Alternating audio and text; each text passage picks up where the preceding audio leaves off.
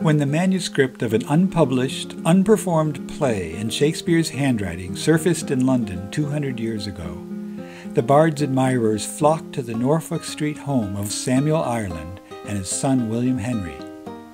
After inspecting the yellowed play manuscript and other papers, writer James Boswell, now portly and double-chinned, dropped to his knees and kissed the topmost page.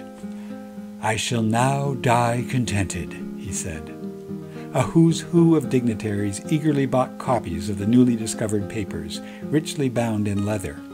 Among them, the Duke of Leeds, the Earl of Charlemont, the Prime Minister, William Pitt, and philosopher Edmund Burke.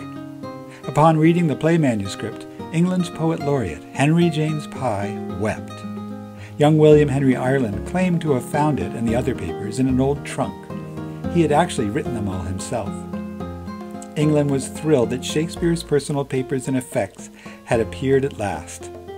Playwright and theater owner Richard Brinsley Sheridan was sure they were Shakespeare's and won the right to stage the new play's premiere.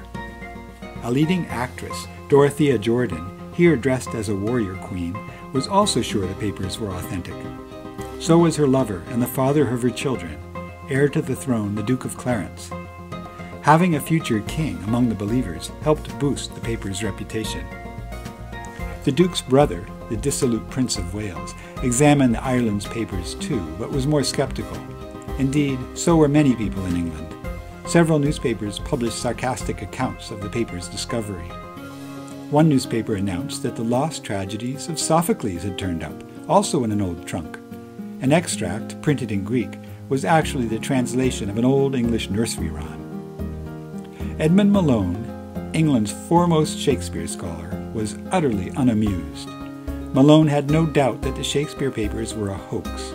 Scornful and relentless, he threw himself into a campaign to expose them. Rarely has the world of English literature experienced such a battle royal.